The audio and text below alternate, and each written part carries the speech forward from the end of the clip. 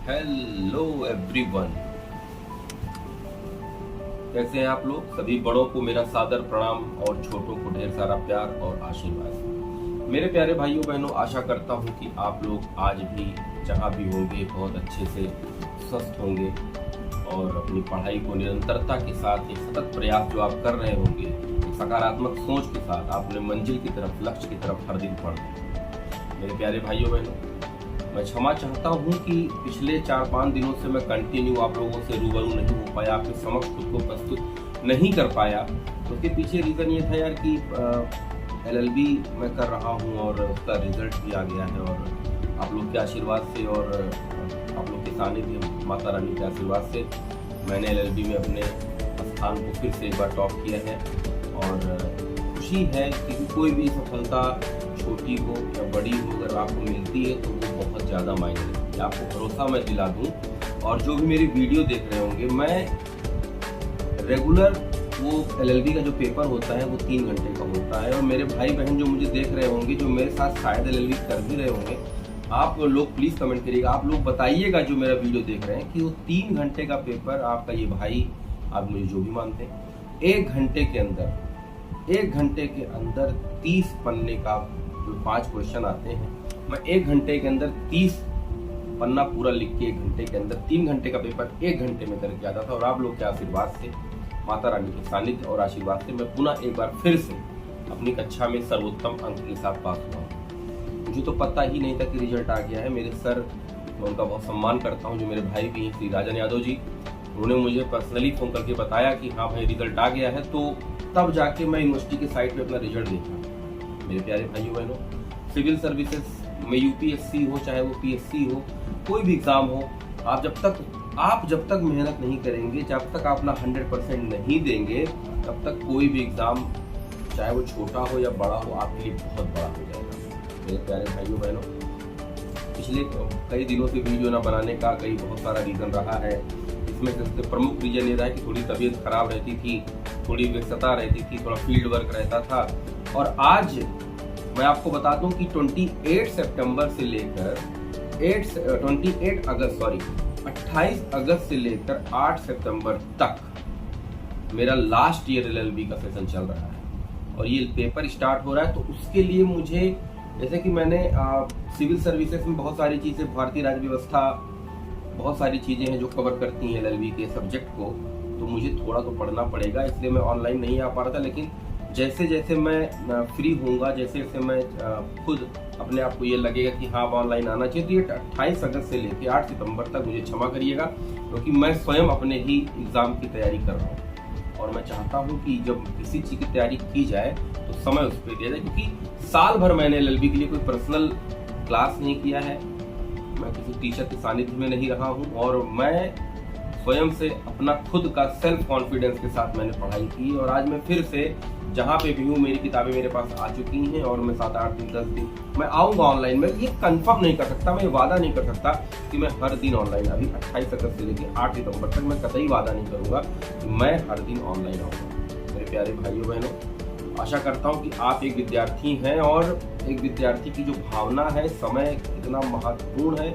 मैं क्यों ऐसी बातें कर रहा हूँ, शायद आपको दिल से ये बात समझ में आ रही होगी कि मेहनत करूँगा तभी उस मेहनत का जो मार्किंग होगा वो मेरे रिजल्ट पर आएगा, और आता भी है, इसमें कोई डाउट नहीं है। लेकिन ये आप लोगों का आशीर्वाद और आप लोगों का सानिध्य है जो आज मैं इस मुकाम पर आप लोग के आशीर्वाद से पहुँचा हूँ। मेरे प्यारे भाइयों बहनों, कल मैं LLB का प्रशासनिक विधि टॉपिक था, एक बुक है, उसमें एक बहुत ही महत्वपूर्ण मुद्दा निकल के आया था, जनहित याचिका। व्हाट इज जनहित याचिका, क्या है ये जनहित याचिका? बहुत ही ज़्यादा UPSC में भी ये क्वेश्चन 1-2 बार पूछा गया है, और ये एक नागरिक होने के नाते, भारत का एक नागरिक होने के नाते, अपने मौलिक अधिकारों को जानते हुए जनहित याचिका के बारे में सारे भाइयों बहनों को, सारे देश के नागरिकों को जानना चाहिए। एक छोटा सा पॉइंट मैं आपको बताऊंगा, मैं इसके बारे में आपको कोई एक्सप्लेनेशन नहीं देने वाला कि जनहित याचिका क्या है। मैं एक कहानी सुनाऊंगा और उस कहानी को आप सुनेंगे, और सुनने के बाद उसकी परिभाषा आपको खुद से बनानी है। तो वो कहानी कुछ इस प्रकार की, मान लीजिए कोई सरकार चुन के आई और उसने अपने क्षेत्र के SC ST शेड्यूल कास्ट हैं, जो शेड्यूल ट्राइब्स हैं, उनके लिए ऐसे रूल्स रेगुलेशन लागू किए जिनका प्रभाव उनकी भाषा, उनके जीवन शैली, उनके रहन सहन और रोजगार पर पड़ने लगे। मतलब उनके द्वारा जो विधायिका द्वारा जो रूल बनाया गया है वो कहीं ना कहीं हमारे SC ST और भाई जो हमारे उस एरिया के हैं उनके ऊपर उसका प्रभाव पड़ रहा है या उस रूल से वो इफेक्ट हो रहे हैं। तो अब चूंकि वो इतने जागरूक भी नहीं है कि वो जान रहे हो कि उनका फंडामेंटल राइट से क्या है। अब कोई व्यक्ति विशेष जो समुदाय का हितैषी होगा तो वो PIL दायर कर देगा कि भैया इस क्षेत्र में SC ST जो ये हमारे भाई बहन हैं, सरकार ने ऐसा नियम बनाया है, ऐसा रूल बनाया है, ऐसा रेगुलेशन उन्होंने जारी किया है जिससे इनकी भाषा, इनकी संस्कृति, इनका रहन सहन इफेक्ट कहीं ना कहीं उस पर इफेक्ट पड़ रहा है, जो कि अप्रत्यक्ष और प्रत्यक्ष दोनों रूप से फंडामेंटल राइट्स का हनन। तो जनहित याचिका में कोई भी कार्य हम करते हैं तो वो जनहित याचिका मतलब जनता के हित, लोगों के हित के लिए एक याचिका दायर कर सकते हैं। हम इसको न्यायालय में दाखिल करेंगे। आप मुझे कमेंट करके बताइएगा कि क्या जनहित याचिका लोअर कोर्ट में डाली जा सकती है या जनहित याचिका डायरेक्ट सुप्रीम कोर्ट में। देखिए जितना बड़ा आपका दायरा होगा, जितनी बड़ी आपकी चीजें होगी, क्या PIL कोर्ट में, लोअर कोर्ट में डाल सकते हैं या हाई कोर्ट में डाल सकते हैं, सीधे सुप्रीम कोर्ट में डाल सकते हैं? इसका आंसर प्लीज आप लोग मुझे कमेंट करके बताइएगा। और जनहित याचिका के अलावा मैंने एक टॉपिक छोड़ भी दिया था और किसी भाई बहन ने मेरे ये भी नहीं कहा कि सर आपका ये टॉपिक मुझसे छूट गया है। मैंने फंडामेंटल राइट्स आप लोग को एक कंक्लूजन, एक बेसिक स्ट्रक्चर आपके सामने रखा, आप लोगों को अच्छा लगा। मेरे भाई बहन ने जो मैं क्वेश्चन पूछा उसका आंसर भी दिया, लेकिन सबसे महत्वपूर्ण टॉपिक जो आर्टिकल 32 था उसमें जितने रिटें थी वो आप लोगों ने ना मैंने पढ़ाया और ना आप लोगों ने पूछा। इसीलिए मेरे प्यारे भाइयों बहनों, मैं हमेशा कहता हूँ कि जागरूकता ही सफलता की जननी है। ये किसी का वाक्य नहीं है, मेरा बनाया है। आप जब तक जागरूक नहीं होंगे, आप चीजों के लिए अवेयर नहीं होंगे, आप कभी भी सफलता की तरफ बढ़ तो रहे होंगे, लेकिन वो आपका दृष्टिकोण सिर्फ आपको लगता है कि आप बढ़ रहे हैं, लेकिन वो बढ़ नहीं रहे, आप पीछे जा रहे हैं। चीजों को जानना, मैं ये नहीं कहता हूँ कि आप बैठ के किसी चीज का आविष्कार कर डालिए, मत करिए, लेकिन चीजों को जानने की जो जागरूकता है, चीजों को डिटेल में समझने का जो भाव है वो आपके अंदर आना चाहिए। और एक विद्यार्थी, एक कंपटीटर जब तक ये भाव अपने हृदय और अपनी पर्सनालिटी में नहीं लाएगा, चीजों को जानने का प्रयास नहीं करेगा, चीजों को एक्सप्लेन करने का प्रयास नहीं करेगा, अपनी भावनाओं को उस क्वेश्चन से, उस टॉपिक से जोड़ने का प्रयास नहीं करेगा, प्लीज आप समझिए चीजों को। आप पढ़ेंगे मेरे भाई बहन, पढ़ेंगे आप, लेकिन वो चीजें आपके दिमाग में बहुत समय तक नहीं रहने वाली। वो आप पढ़ेंगे इधर से, आधे घंटे बाद अब वो चीजें वहां से निकल जाएंगी। मेरे प्यारे भाइयों बहन, मैं आपको सिर्फ इतना एक सूचना के तौर पर आपको आपके समक्ष प्रस्तुत हुआ हूँ। ना ही मेरी कोई अलग ब्रांच है, ना ही मेरा कोई दोस्त है, ना ही मेरा कोई मित्र है, ना ही मेरा कोई हितैषी, और जरूरत भी नहीं है। आप लोगों का साथ है, मुझे इससे बड़ी कोई, माँ भवानी का आशीर्वाद है, मुझे इससे अलग कुछ नहीं चाहिए। तो मैं आता हूँ ऑनलाइन और आऊंगा भी। आज मैं थोड़ा सा बिजी हूँ, मैंने आपको बताया कि मेरा पेपर है, तो हर विद्यार्थी ये समझ रहा होगा कि पेपर कितना महत्वपूर्ण होता है एक विद्यार्थी के जीवन में। मैं ये नहीं कहता हूं कि LLB मेरी लाइफ है, लेकिन जिस चीज को, जिस फील्ड को हम लोगों ने, आपने, हमारे भाई बहनों ने चुना है, उस फील्ड में विजय का पताका गाड़ देना हमारा परम लक्ष्य होना चाहिए।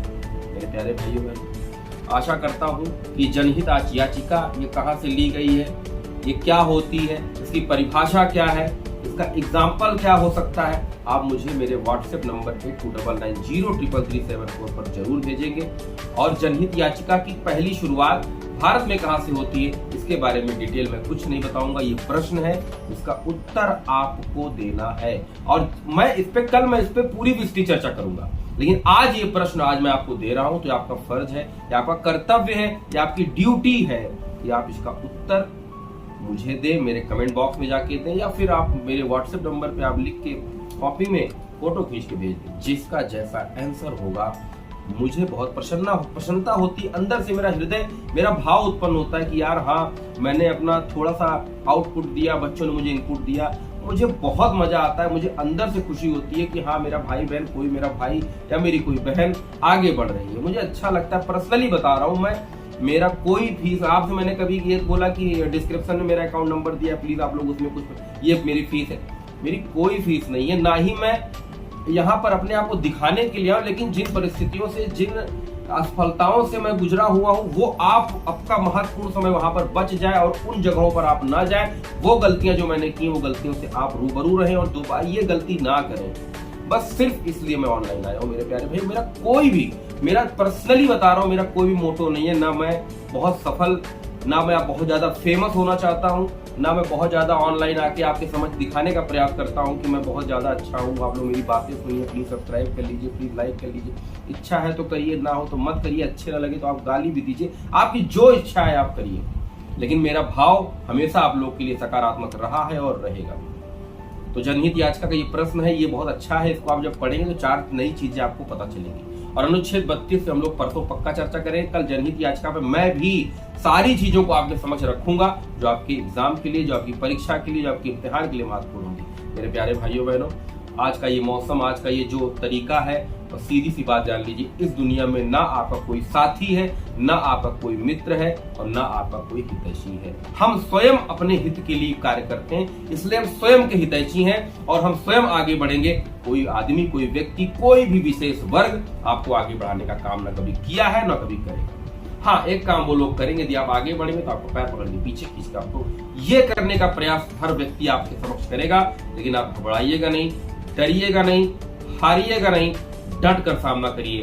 तो मेरा आशीर्वाद हमेशा आप लोग के साथ हो। जितने बड़े भाई बहन जो मुझे देख रहे हैं, उनका आशीर्वाद मेरे ऊपर रहे, मैं यही चाहता हूँ। माँ भवानी का आशीर्वाद आप लोग को बना रहे। आप लोग मस्त रहिए, व्यस्त रहिए, पढ़ते रहिए, लिखते रहिए, लक्ष्य की तरफ बढ़ते रहिए। बस इसी के साथ आज का ये अंक यही समाप्त कर रहा हूँ। जय हिंद, जय भारत।